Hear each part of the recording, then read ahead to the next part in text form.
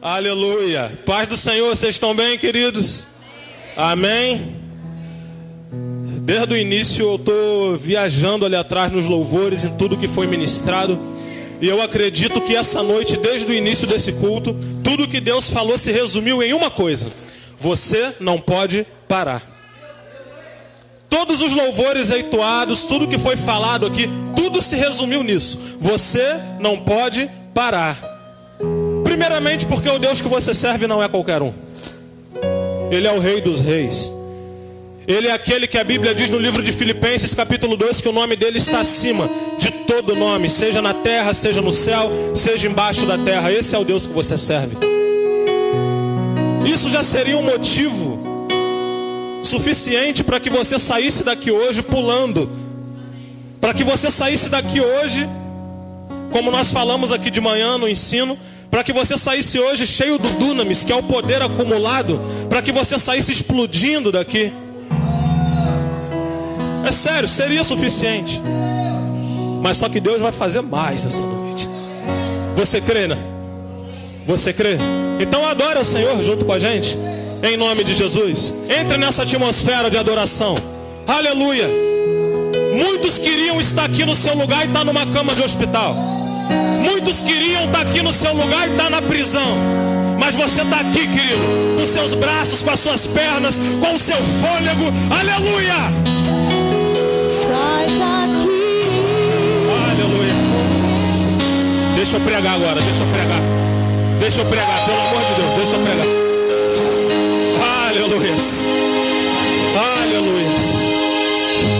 Deixa eu pregar agora, pelo amor de Deus. Aleluia. Para aí, gente, pelo amor de Deus. Espera aí. Aleluia. Que saudade dessa igreja cheia. Glória a Deus. Glória a Deus. Abra sua Bíblia em Marcos capítulo 3. Aleluias. Aleluias. Aleluias. Deus quer restaurar a tua visão nessa noite. Aleluias. Deus quer te trazer de volta para a melhor fase da sua vida, querido. Se entrou alguém doente aqui nessa noite, vai sair curado, em nome de Jesus. Se tem demônio aqui nessa noite, bate em retirada agora, porque tu já foi derrotado na cruz do Calvário. No ambiente de adoração não tem espaço. Não existe espaço para nenhum espírito maligno aqui dentro. Então eu declaro em nome de Jesus que todos os adoradores que aqui se encontram, independente de momento de opressão, seja livre em nome de Jesus. Se você está angustiado, ei, volte agora para o plano que Deus tem para a sua vida, em nome de Jesus. A Bíblia diz que havia 2 discípulos no caminho de Emaús, e a situação que eles estavam passando era tão grave que eles se esqueceram de toda a promessa que eles tinham ouvido, a ponto do próprio Jesus estar caminhando do lado deles, conversar com eles, e eles não sabiam quem ele era. Por quê? Porque eles estavam transtornados. Porque o momento de transtorno, o momento de tribulação, ele realmente tira da gente. Ele rouba, isso é verdade. Mas Deus te trouxe aqui nessa noite porque Ele quer te devolver a sua visão sobrenatural, querido. Pode ter problema abaixo de você, mas a Bíblia diz que toda potestade não foi colocada no nível da igreja, não foi colocada acima, mas foi colocado embaixo dos seus pés. Aleluia.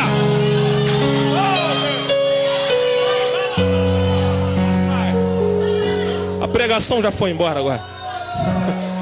Aleluias.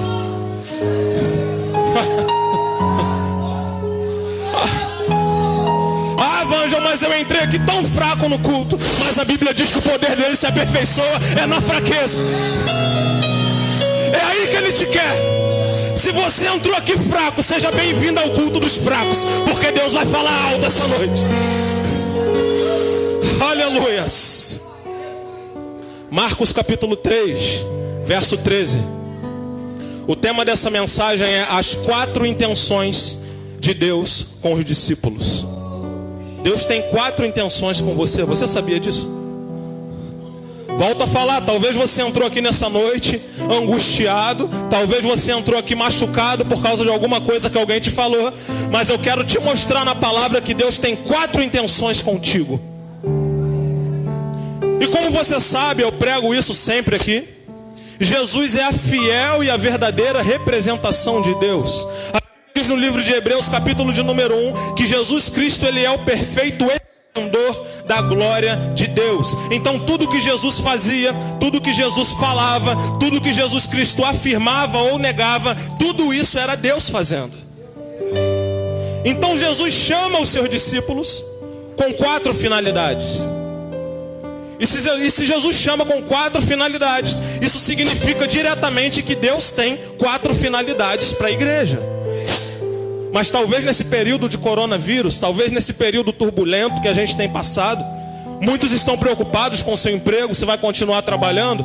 Outros estão preocupados se vai morrer, se vai ficar doente. Eu volto a declarar, ninguém morre nessa igreja, pastor. E ninguém pegou coronavírus nessa igreja. E nós não fechamos desde o início, porque a presença de Deus está aqui nesse lugar. Você crê nisso? Essa fé o mundo não entende, porque isso é sobrenatural. Não sai por aí na rua falando que você não vai pegar, senão a pessoa até te bate. Porque isso é sobrenatural. A mente natural não compreende coisas sobrenaturais. Verso 13, vamos lá? Glória a Deus. 13. Subiu ao monte e chamou para junto dele os que ele quis, e eles vieram a ele. Repita comigo, vieram a ele. Designou 12. Atenção agora nas 4 intenções que Deus tem contigo. Designou 12 para que estivessem com ele, a fim de levá-los a pregar, para que tivessem autoridades para curar enfermidades e expulsar demônios. 4 intenções que Jesus demonstra com seus discípulos. Recapitulando: primeiro, estar com ele. Segundo, pregar o evangelho. Terceiro, curar enfermidades. E por último, expulsar demônios. Você pode dar glória a Deus por essa palavra? Glória a Deus. Isso é fundamento básico. Isso é Bíblia aplicada nos nossos dias. Não adianta eu pregar algo antigo para você que não vai ter uma aplicação na sua vida, mas eu vou pregar algo para você para que você saia daqui nessa noite crendo em quem você realmente é, crendo que você foi chamado com uma missão. Que missão é essa? Estar com Cristo, pregar o evangelho, curar enfermos e expulsar demônios. 4 missões, querido, que foi designado para você. E quando eu leio isso, eu entendo muito bem o que a Bíblia diz no livro de Efésios, capítulo 2. Quando Cristo fala que nós somos membros da família de Deus, e que toda a autoridade foi colocada abaixo de Jesus, e Jesus designou tudo isso sobre os pés da igreja. Você é autoridade no mundo espiritual. Você pode dar glória a Deus por isso? Repita comigo: eu sou autoridade no mundo espiritual. É isso.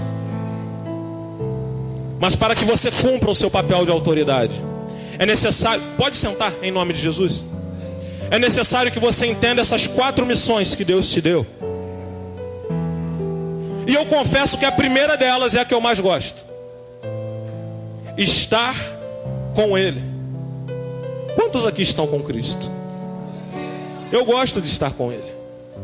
Por mais que muitas das vezes seja difícil, Ele nunca disse que seria fácil. Muito pelo contrário, Ele disse: toma a sua cruz, carrega.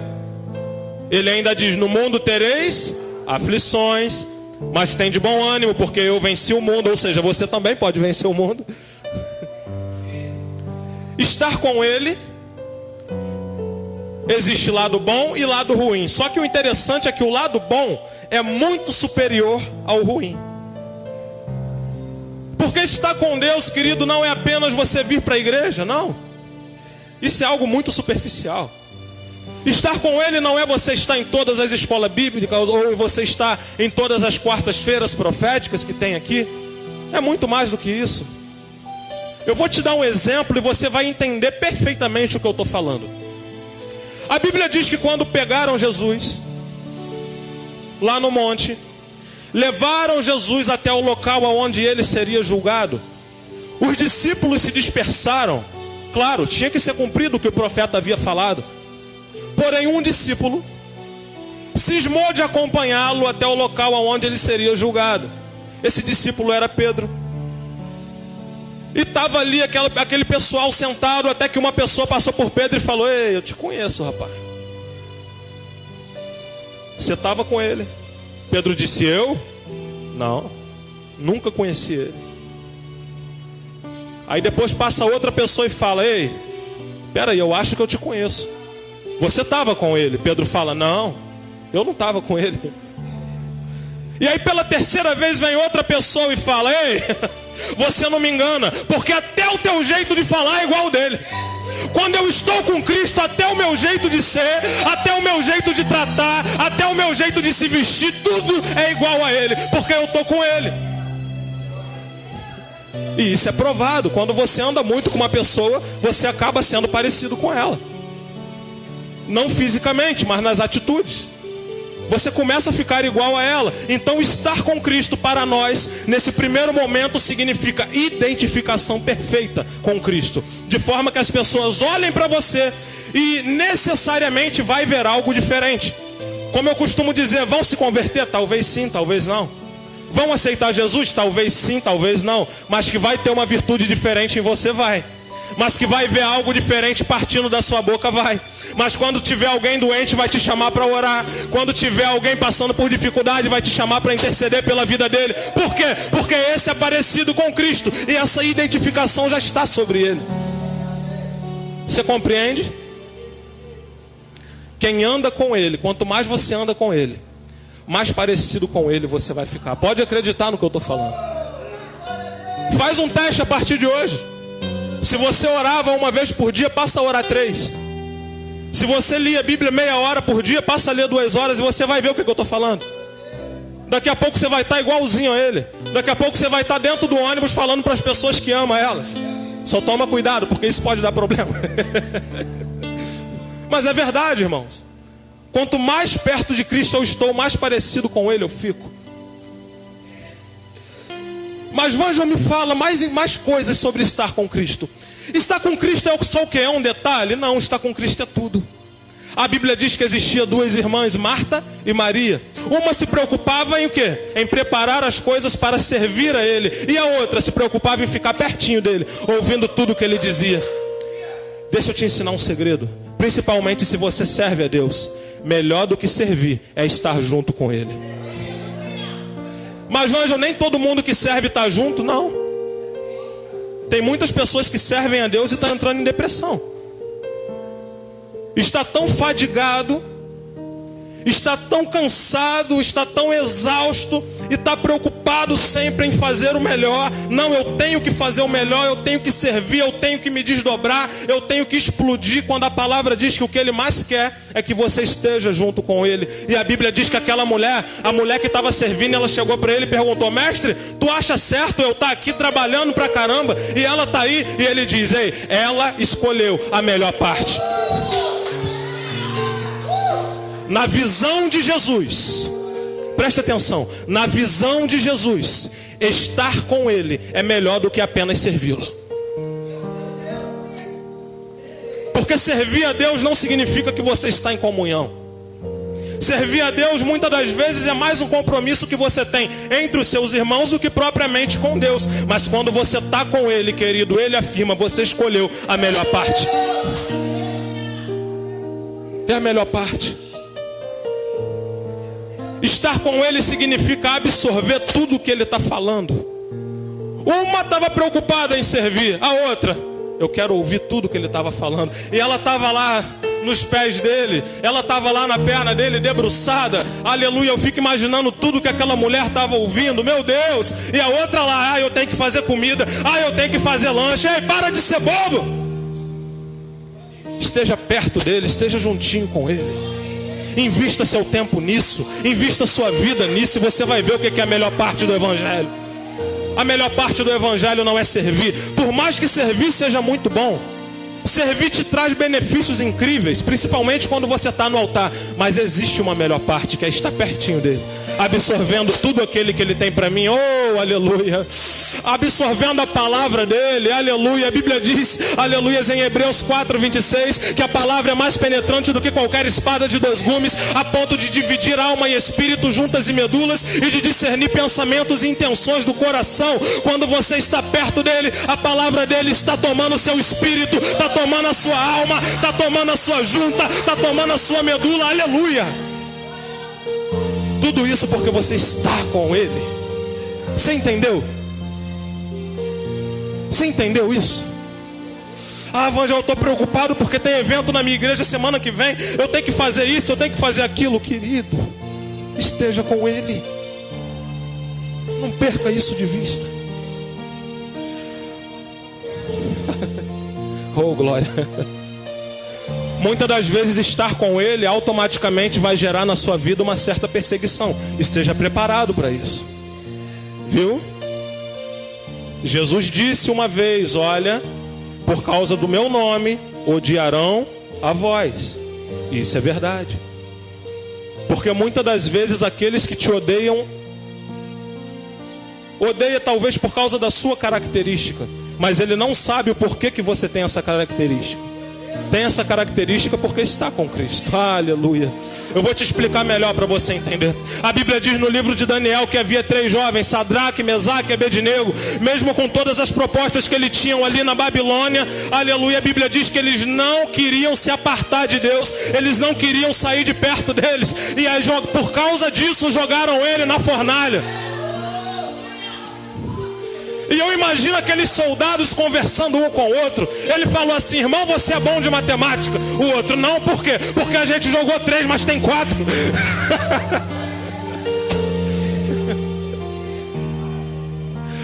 Porque é no pior momento da sua vida que as pessoas vão descobrir que você está com Ele.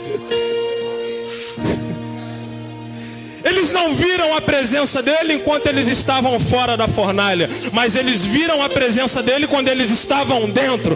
Então é quando está passando pelo pior momento, é ali que ele se manifesta. E agora eu entendo o que é que Paulo diz quando ele falou para os seus discípulos: ei, o Espírito de Deus se aperfeiçoa na sua fraqueza. Ou seja, no pior momento da sua vida, ele está contigo.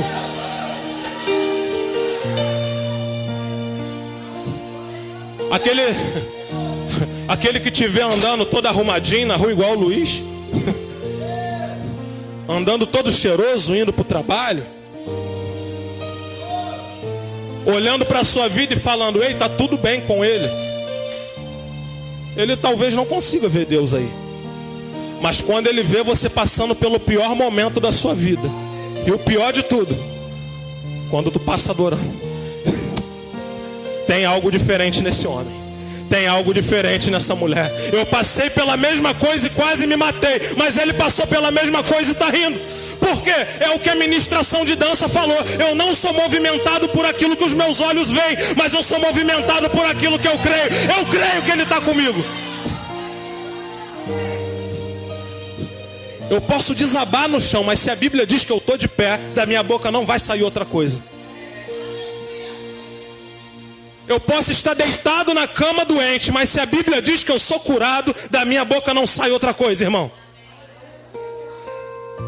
Eu posso estar passando necessidade, mas se a Bíblia diz que eu sou herdeiro de todas as coisas, irmão, não vai sair outra coisa da minha boca. Não vai. O mundo pode se juntar e falar no meu ouvido que eu não sou um nada, que eu sou um Zé Ninguém, mas se a Bíblia diz que eu sou filho de Deus, ah, querido, não sai outra coisa da minha boca. Estar com Cristo tem esse benefício. Estar somente com Ele. E hoje eu entendo o porquê que Jesus ficou tão incomodado quando ele subiu para orar e aqueles discípulos dormiram, porque ele falava: ei, vocês não aguentam ficar comigo nem um momento. Porque Deus, ele não quer o que você tem, ele quer você. Talvez você entrou aqui desviado nessa noite, mas deixa eu te falar, Deus não está interessado no que você tem, ele está interessado em você. Porque a Bíblia diz que você é o topo de toda a natureza que Deus criou. Não existe criatura no mundo que Deus ame mais do que você. E isso é maravilhoso. Isso me desperta cada vez mais o combustível para estar com Ele. Irmão, por que você está pregando isso? Por causa do momento que estamos atravessando. Sim, irmão, isso é uma indireta? Não, isso é direta mesmo. A economia despencou, a saúde despencou, a política nem se fala. E aí, você vai confiar em quem? Para novos momentos é necessário novas visões. Eu lembro que uma vez eu estava indo para Macaé a trabalho, e aí tinha uma neblina na estrada, rapaz, alta pra caramba. Eu com o farol aceso e de repente eu não conseguia enxergar nada na minha frente. E aí eu vi um item do carro que era o farol de neblina, e quando eu acendi eu comecei a ver por baixo dela. Falei, rapaz, a estratégia que eu preciso para enxergar o que eu não vejo, ela estava nas minhas mãos e eu nunca me liguei. E com Deus é a mesma coisa. A estratégia que você precisa sempre esteve tão próximo de você. E essa estratégia se chama Espírito de Deus. Ele só quer um momento contigo. Aquele momento que você não ora mais de noite. Aquele momento que você abriu mão, que você trocou por uma conversa com o seu amigo querido. Ele só quer estar perto de você. Talvez isso seria a saída para todos os seus problemas. Porque a comunhão, como eu já falei, ela gera igualdade. Não apenas intimidade, igualdade. Quanto mais eu ando com alguém, mais eu sou parecido com ele. Se eu andar muito com o Celso, eu vou ficar igual a ele. Se eu andar muito com o pastor, eu vou ficar igual a ele. O meu pai, eu já sou igual a ele. Mas é verdade, irmão. Essa igualdade com Deus. A Bíblia vai chamar isso de zoe, que no grego significa natureza de Deus. Você quer a natureza de Deus toda dentro de você? Esteja com Ele. Viu? Esteja com Ele. Na nova aliança Ele te deu uma promessa chamada o Espírito Santo. E Ele disse em João capítulo 15 que esse Espírito seria a testificação de quem Ele é. E que esse Espírito ensinaria coisas para os discípulos que Ele talvez não ensinaria, mas Ele ensinaria coisas do céu. E a partir da comunhão com o Espírito Santo, todos os servos de Deus estão em comunhão com Ele. Ou seja, quando eu entro em comunhão com o Espírito Santo, eu também sou parecido com Ele. Vanja, explica melhor o que você está falando. Eu vou explicar. Pedro, antes do batismo com o Espírito Santo, Pedro era um cara durão. Pedro era um cara que cortava a orelha dos outros. Mas depois do batismo com o Espírito Santo, a Bíblia diz que tinha um aleijado na porta do templo. E quando Pedro chegou até ele, ele disse: eu não tenho prata e não tenho ouro, mas o que eu tenho te dou. Levanta e anda. Igualzinho Jesus, cara. Igualzinho Jesus. Mas por quê? Excesso de intimidade. Às vezes a gente dá intimidade para tanta gente que não deveria dar. Não é verdade?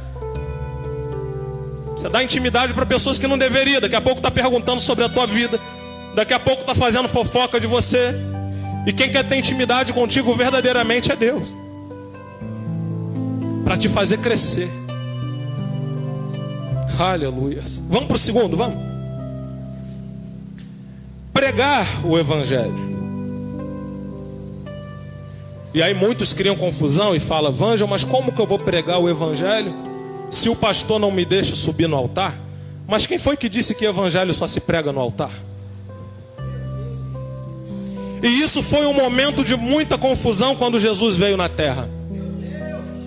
Porque os guardadores de doutrina e de bons costumes judaicos, eles achavam que o único lugar para servir, para aprender e para adorar era dentro do templo. Mas quando Jesus veio, Jesus montava o altar dele no monte, Jesus montava o altar dele no barco, Jesus montava o altar dele no deserto. Por quê? Porque altar não é apenas o púlpito. Aonde você está, vira altar. Porque eu posso te falar uma verdade: o verdadeiro templo é você. Ele falou para aquela mulher samaritana: ei, chegará uma época em que nem nos montes, e nem na Galiléia, e nem em Jerusalém será o lugar de adorar, mas os verdadeiros adoradores o adorarão em espírito, em verdade. Porque o reino de Deus, ele não está fora, ele não está longe, ele não está aproximado. O reino de Deus está dentro de vós. Então você é templo do Senhor.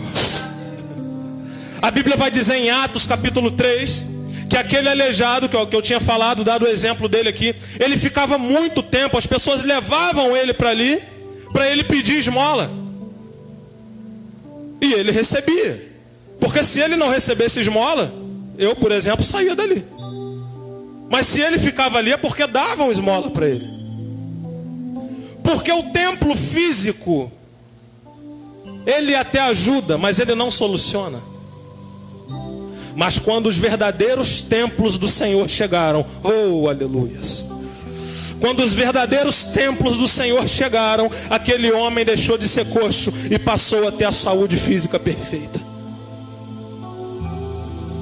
Porque o verdadeiro templo, o verdadeiro altar, a verdadeira virtude da ministração do Evangelho é onde nós estivermos. Como que eu faço para alcançar a pessoa? A Bíblia diz que o reino está dentro de você. Então se eles não vêm até o reino vai até eles. A Bíblia vai dizer lá no livro de 2 Samuel, lá no livro de 1 Samuel, que eles recuperaram a Arca da Aliança. E quando eles recuperaram a Arca da Aliança, Davi vinha na frente dançando, cantando, louvando ao Senhor. Por quê? Porque naquela época a Arca da Aliança significava a presença de Deus. Por que ele dançava? Porque ele sabia que aonde a arca chegava ia ter cura, ia ter milagre, ia ter libertação, ia ter prosperidade. Mas na aliança que você vive, a presença do Senhor já não está numa caixa, ela está dentro de você. Isso significa que aonde você chegar vai ter cura, vai ter milagre, vai ter prosperidade, vai ter libertação. É onde você chega, amigo. Repita comigo: aonde eu chegar, o diabo tem que sair. E não tem história. Com o diabo não tem conversinha. O pessoal aí me zoa até hoje porque eu xinguei um demônio. Porque não tem conversinha, irmão. É autoridade, é saber quem você é a identidade a qual Jesus pelejou e sofreu muito na cruz. Muito, para que você tivesse a identidade que você tem hoje. E esse é o segundo objetivo: pregar em todo lugar. Vângel, mas eu ainda não entendo de Bíblia. Como é que eu faço para pregar? Beleza, você pode não entender e você vai aprender. Mas enquanto eu não prego com palavras, eu prego com o meu comportamento. Pegou? Se eu não tenho a oportunidade de pregar para alguém com as minhas palavras, eu prego com o meu comportamento diferenciado. Eu prego com o meu caráter, primeiramente. Eu prego com a minha obediência. Eu prego com a minha honestidade. De forma que vão chegar para você e vão falar assim: caramba, Rio de Janeiro só tem safado, mas esse cara é diferente. Brasileiro só tem pilantra, mas essa mulher é diferente. Um dia desse Deus me confrontou, rapaz. Eu saí para trabalhar atrasado. O 32, como vocês sabem aí, o demônio manifesta no 32 ali e engarrafa tudo. E eu estava atrasado, eu cortei pelo acostamento e fui embora. E aí quando chegou lá na frente, o Espírito Santo falou comigo: tem um adesivo colado atrás do seu carro, que foi você mesmo que colocou. E nesse adesivo, você pode olhar meu carro lá fora que você vai ver. Nesse adesivo está escrito: nas mãos e na palavra de Deus. Como que o cara está na palavra e está cortando o engarrafamento? Sacou? Eu não tenho vergonha de falar não, cara. O Espírito Santo me dá esporro toda hora. Tem hora que o Espírito Santo chega para mim e fala: larga de ser otário, larga de ser bobão, larga de ser maluco. Foi igual um dia que eu tava, acho que eu já contei essa experiência. Um cara me falou sobre algo que ele tinha, que o avô dele tinha, o pai dele tinha. Eu falei pro cara: ó, isso aí, né, hereditário aí. Cara, pô, conversa é essa? Tu tá falando que eu tô com o demônio. E aí o Espírito Santo me repreendeu depois. Ele falou: cara, como é que tu fala algo sobrenatural para alguém que não é espiritual? Porque aquele que prega a palavra, ele não prega apenas com palavra, apenas dentro da igreja. Ele vive a palavra verdadeiramente. E quando você vive a palavra, você tem prudência em tudo que você faz. Você agora tem uma imagem a ser zelada. E essa imagem, ela não é apenas sua. É a imagem do reino de Deus. Se as pessoas verem você roubando algo de alguém, as pessoas vão falar aí: crente safado. E é verdade. O seu comportamento, ele prega muito mais do que as palavras que saem da sua boca. Isso é verdade. Para a sua família, para os seus amigos. para os seus conhecidos, para os seus vizinhos? Não, Vange, eu até me converti, mas eu sou daquele tipo de pessoa que se mexer comigo, o negócio não vai ficar bom, irmão. Então você tem que se converter de novo. Desculpa te falar isso. Ah, mas Pedro era um cara assim, eu posso ser também. Não, antes do batismo com o Espírito Santo ele era. Depois disso, ele ficou igualzinho a Jesus. Então não é bem assim que a banda toca, não. Natureza de Deus não se manifesta apenas para eu fazer helicóptero, para eu fazer aviãozinho, para eu fazer, sei lá, nave espacial. Eu não sei o nome das paradas que as pessoas fazem. Mas a natureza de Deus, ela tem que refletir no meu caráter, primeiramente. Se não refletir no meu caráter, tem alguma coisa errada comigo. Pregar o evangelho. Eu quero que você nunca se esqueça do que eu estou falando. Não é estar no altar. Não é nem apenas falar de Jesus para alguém. É você ter um comportamento no meio social que representa quem Jesus é. Como eu te falei no início da palavra, as pessoas olhavam para Pedro e diziam: olha, até o teu jeito de falar é igual dele. E você é igual. Nós somos iguais. O nosso jeito de falar, nosso jeito de tratar o outro, nosso jeito de abençoar as pessoas tem que ser igual a ele. Se Deus é um Deus abençoador, como é que você tem recurso sobrando e não ajuda o irmão que está passando necessidade? João fala sobre isso. Ele fala: aquele que diz amar o seu irmão e não ajuda, se o vê passando necessidade, ele é mentiroso. E é verdade. Porque amor é uma essência de Cristo. E amor não é com palavras, irmãos. Eu vou falar isso principalmente para os adolescentes que me escutam. Para de ficar acreditando em todo mundo que diz que te ama. Porque amor de verdade não é ficar falando eu te amo, é com atitude. Amor se prova com atitude. Se alguém fala muito te amo, te amo, te amo, não acredita. Amor requer atitude. E Jesus nos ensinou isso, porque Ele não apenas disse que nos amava, mas Ele se pendurou numa cruz para que nós tivéssemos hoje uma nova identidade.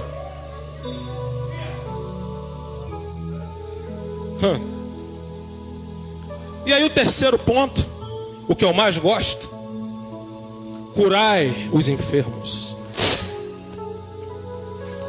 E agora eu vou quebrar o biscoitinho de muito crente que acha que cura e libertação é só para quem tem um determinado chamado. Não. Todo cristão tem autoridade para curar a enfermidade. Todos. Jesus não fez um pedido, Ele fez uma ordem. Ele disse: ide, curai os enfermos. A Bíblia diz que pelas pisaduras de Cristo fostes sarados. Você pode ser um canal de cura na sua igreja. Vocês que são de outras igrejas, que estão aqui visitando, você pode ser um canal de cura na sua igreja. Porque você é uma autoridade. E uma autoridade, ela não faz apenas aquilo que ela quer, mas ela faz aquilo que ela foi designada a fazer. Se a Bíblia diz que pelas pisaduras de Cristo nós fomos sarados, e você vê uma pessoa que é fiel, que é verdadeira, enferma, irmão, declara sua autoridade sobre ela e manda consertar o que está errado. E vai ter que ajustar. Vai ter que ajustar. Eu não vou contar minhas experiências com cura, senão eu vou ficar aqui a noite inteira. Mas vai ter que ajustar, porque você é a autoridade. E não foi você que escolheu esse papel, foi Cristo que te deu. Ah, esse crente é metido, ele fica se comportando igual a Jesus. Não, é Jesus que disse que você é igual a ele. Não foi você que quis isso. Não foi você que pediu. A Bíblia diz em 2 Coríntios capítulo 5 que nós somos embaixadores do reino. A representação do reino de Deus aqui na terra é você, é eu, somos nós. Igreja, eclésia, chamada, edificada, alicerçada sobre o fundamento dos apóstolos e profetas, ao qual Jesus Cristo é a pedra principal que sustenta todos.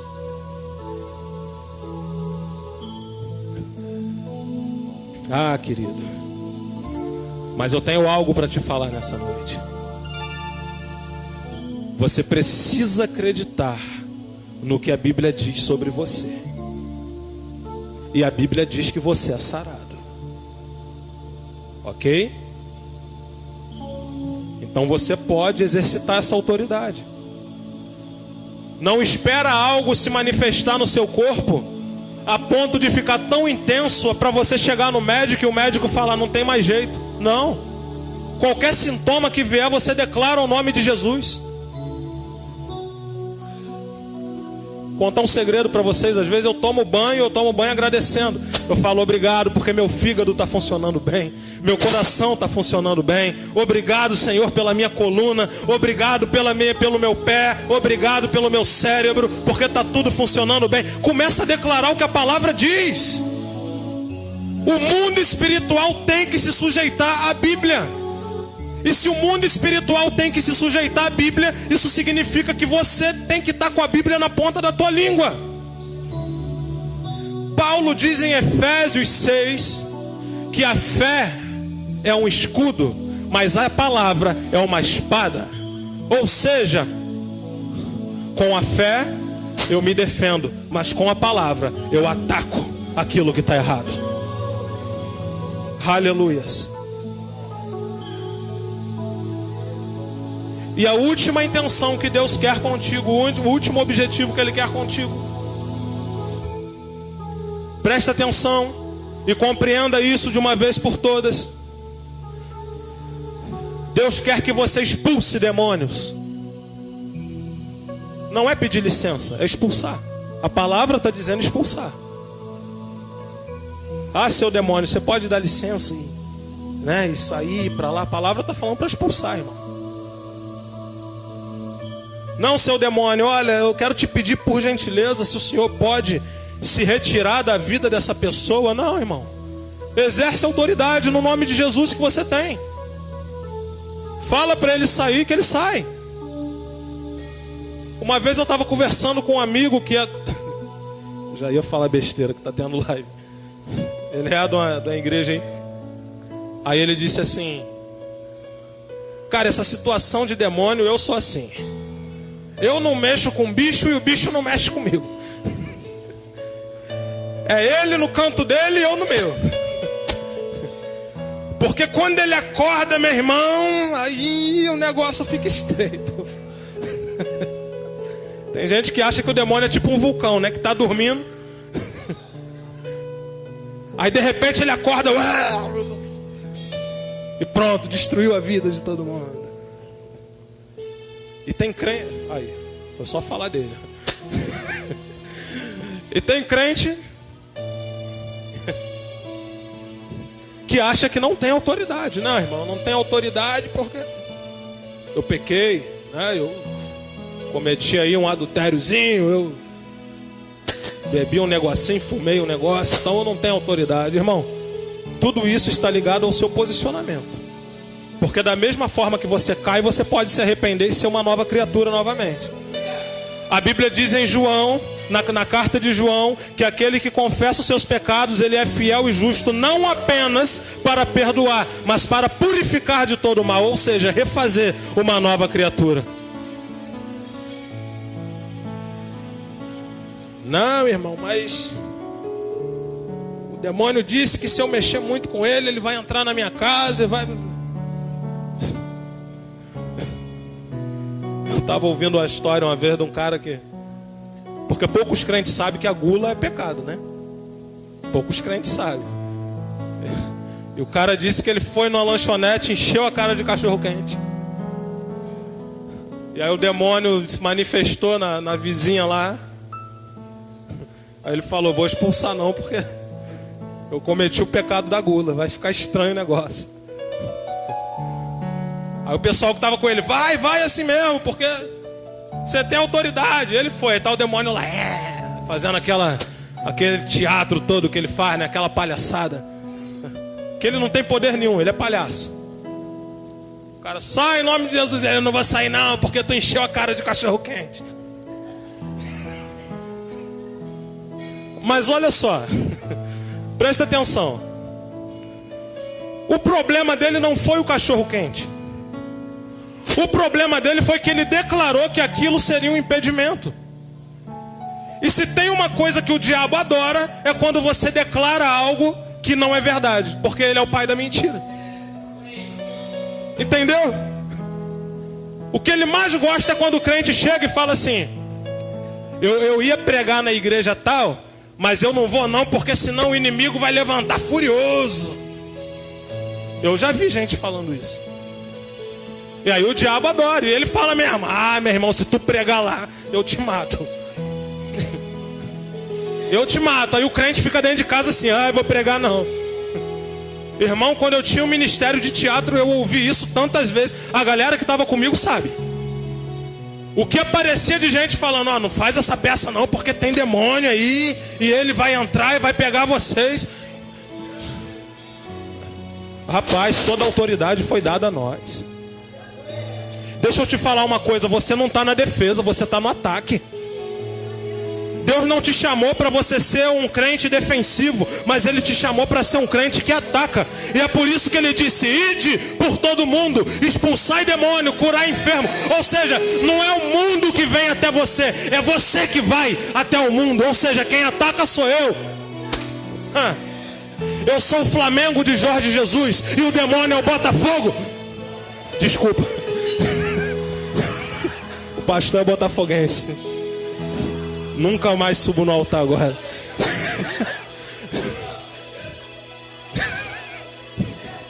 O outro ali tá com a máscara. Se essa máscara aí te proteger, irmão, você tá... Se você tá usando isso achando que corona não vai te pegar, é melhor você trocar de máscara. Enfim, vamos parar de palhaçada. Aí a palavra, ela diz o seguinte: irmão, você é autoridade. Essa posição defensiva, Deus não te chamou para isso. Você está entendendo? A palavra é a espada. Quando Paulo cita esse exemplo em Efésios 6, ele está citando realmente porque Efésios era uma cidade grega, e os gregos, assim como os romanos, eles gostavam muito daquele esporte de gladiadores. E ele cita realmente a roupa de um gladiador, ele cita o escudo, ele cita a espada, e ele até fala: olha, mas a sua luta não é contra a carne, ela não é nem contra o espírito, mas é contra as potestades que governam o mundo nas regiões celestes. Ou seja, você tem autoridade sobre qualquer tipo de demônio. Você pode dar glória a Deus por isso? Se coloque de pé em nome de Jesus. Ah, meu irmão, se entrou alguém aqui doente nessa noite, meu Deus do céu, estou com pena do diabo hoje. Aleluias. Deixa eu te falar uma coisa. A Bíblia diz em Romanos 12: não vos conformeis com esse mundo, mas transformai-vos segundo a renovação do vosso entendimento. Você pegou? Você não tem que se conformar com determinadas coisas na sua vida, principalmente quando a Bíblia diz que você é diferente. Hoje, você pode ter entrado aqui desmotivado, e eu preguei para você. Eu fiz um monte de palhaçada aqui, você viu. Mas para que você entendesse de uma vez por todas quem você é. Talvez você entrou aqui desmotivado por causa de algo que alguém te falou. Talvez você entrou aqui desmotivado, talvez pelo que você mesmo acha sobre você. Mas nessa noite, Deus quer levantar um grande exército aqui nesse lugar. E esse exército, querido, a Bíblia chama de embaixadores do reino, de ministros da reconciliação e de justificados pelo sangue de Jesus. A Bíblia chama esse exército de príncipes e princesas do Senhor. A Bíblia chama esse exército de sacerdotes reais. A Bíblia chama esse exército de noiva de Cristo. Acha que Deus não te protege você sendo noiva dele? Acha mesmo que ele te desamparou?